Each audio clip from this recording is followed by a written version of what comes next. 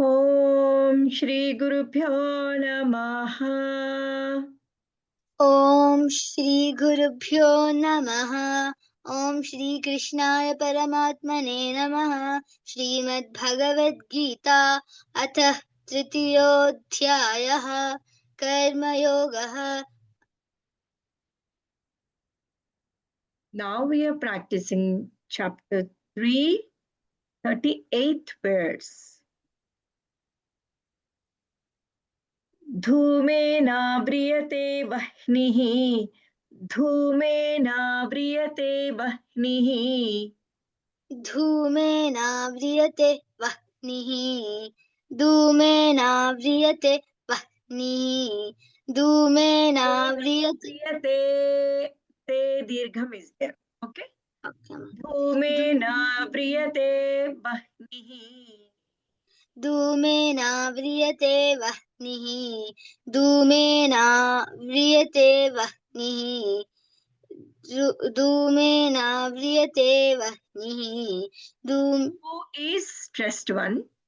Everything got dirghas only, so that's why we need not worry. Dhumena vriyate vahnihi.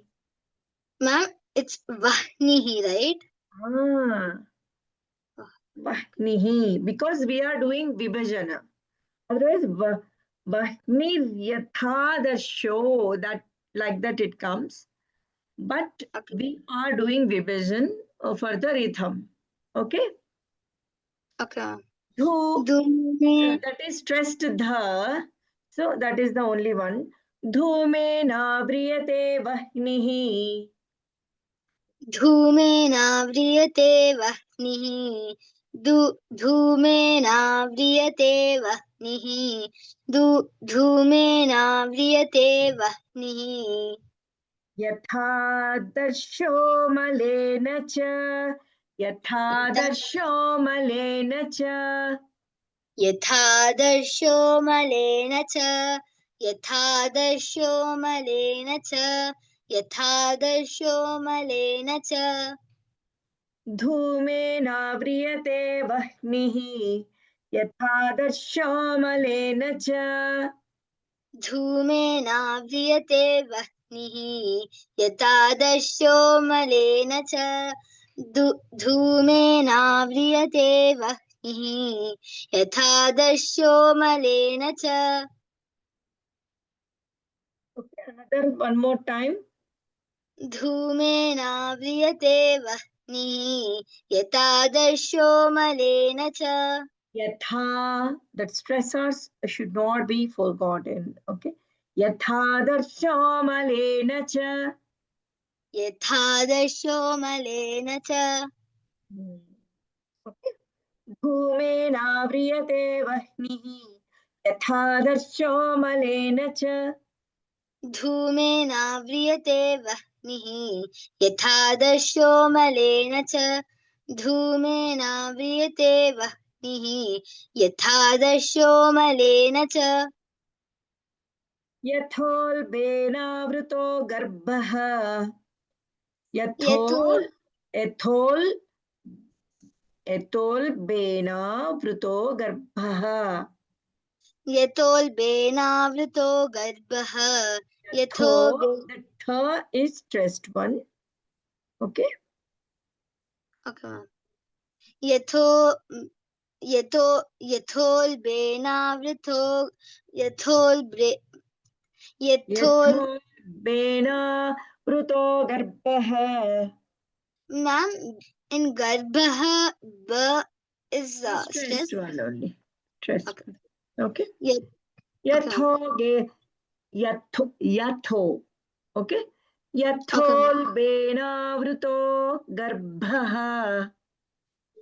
यथोल्बेनावृतो गर्भः यथोल्बेनावृतो गर्भः यथोल्बेनावृतो गर्भः यथा तेनेदमावृतम् तथा तथा तेनेदमावृतम् तथा तेनेदमावृतं तथा तेनेदमावृतम् One more time. तथा तेनेदमावृतम् यथोल्बेनावृतो गर्भः तथा तेनेदमावृतम् यथोल्बेनावृतो गर्भः तथा तेनेदमावृतम् यथोल्बेनावृतो गर्भः तथा तथा तेनेदमावृतम् तथा. यथोल्बे See, the tha sound should be heard. Okay. Tha.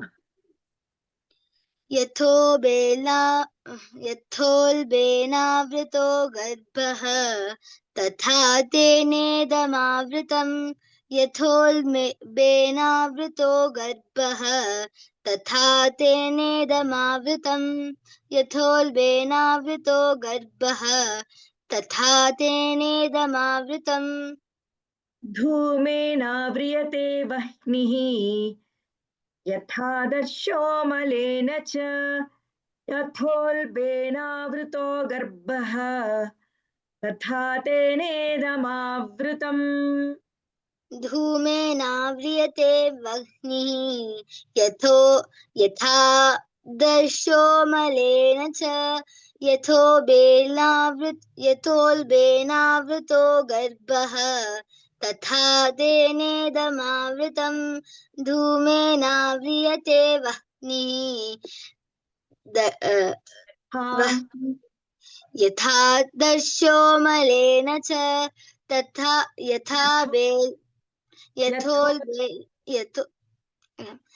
धूमेनाव्रियते वह्निः तथा दर्शो मलेन च यथोल्बेनावृतो गर्भः तथा यथोल्बेनावृतो गर्भः तथा तेनेदमावृतम् तथा times you tell. Okay, I will tell you. Just repeat for another 2 times. And धूमेनाव्रियते वह्निः यथादर्शो मलेन च यथोल्बेनावृतो गर्भः तथा तेनेदमावृतम् धूमेनाव्रियते वह्निः धूमेनाव्रियते वह्निः यथा दर्शो मलेन च यथोल्बेनावृतो गर्भः तथा तेनेदमावृतम्. One more time I will tell. You just catch it up. Okay? You tell 2 times and then we can. Okay, ma'am. धूमेनाव्रियते वह्निः यथादर्शो मलेन च यथोल्बेनावृतो गर्भः तथा तेनेदमावृतम् धूमेनाव्रियते वह्निः यथादर्शो मलेन च यथोल्बेनावृतो गर्भः तथा तेनेदमावृतम् धूमेनाव्रियते वह्निः यथादर्शो मलेन च यथोल्बेनावृतो गर्भः तथा तेनेदमावृतम् तेनेदमावृतम्. One more time. धूमेनाव्रियते वह्निः तथादर्शो मलेन. Yatha. It's not tatha. Yatha. Okay.